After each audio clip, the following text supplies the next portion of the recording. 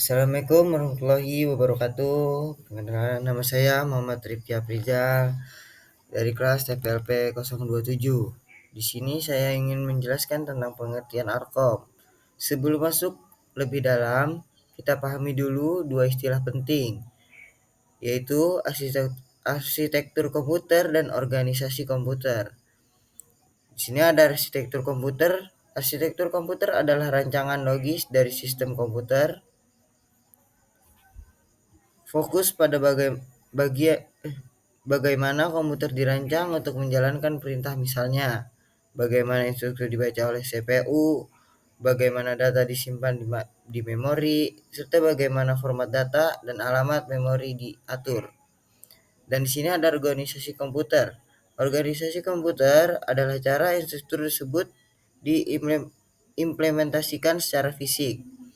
Jadi membahas hal-hal seperti ini, rangkaian elektronik, sinyal kontrol, koneksi antara komponen, dan bagaimana semua bagian bekerja bersama secara nyata.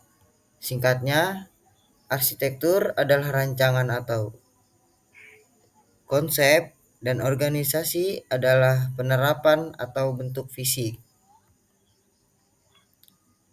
Nah, di sini ada tujuan mempelajari Arkom. Nah, tujuan di sini yang pertama ada memahami bagaimana komputer bekerja secara internal, dan yang kedua mengerti hubungan antara hardware dan software, dan yang ketiga ada meningkatkan efisiensi serta kinerja komputer, dan terakhir ada bisa merancang dan memperbaiki sistem komputer. Nah, di sini ada komponen utama komputer. Sebuah komponen komputer terdiri dari 5 komponen utama, ya, yaitu ada input unit. Input unit alat untuk memasukkan data seperti keyboard, mouse, dan scanner. Dan ada CPU, Central Processing Unit. CPU adalah otak komputer yang memproses semua instruksi. Dan sini ada memory unit. Memory unit adalah tempat menyimpan data dan instruktur sementara. Dan ada output unit, menampilkan hasil pemrosesan seperti monitor dan printer. Dan yang terakhir ada stock unit. Stock unit adalah penyimpanan permanen seperti hard disk atau SSD.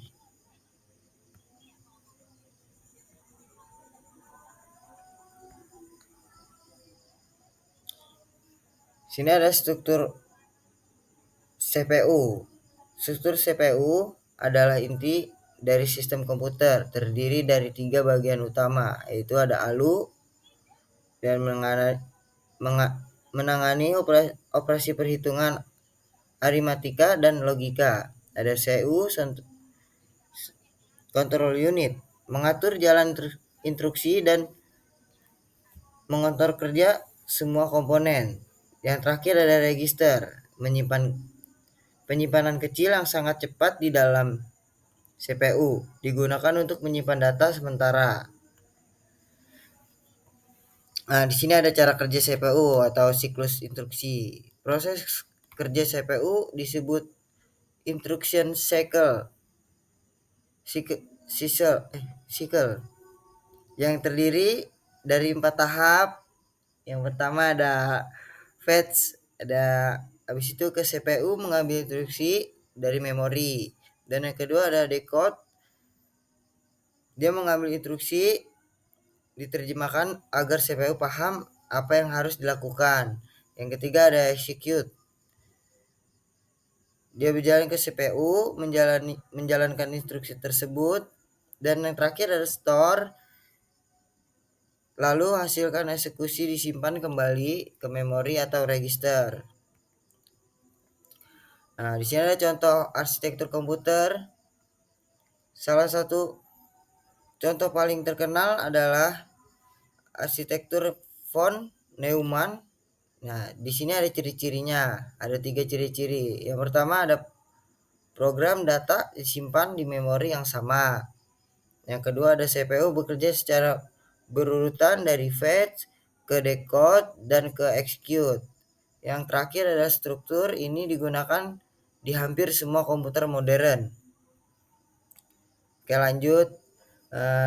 Di sini kesimpulan dari semua materi yang saya jelaskan tadi, eee, arsitektur komputer menjelaskan bagaimana sistem dirancang, dan organisasi komputer menjelaskan bagaimana sistem tersebut bekerja secara nyata.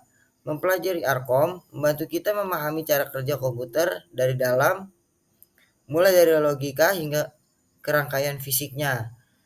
Dan sekian dari saya. Saya Muhammad Rifki Aprizal. Assalamualaikum warahmatullahi wabarakatuh.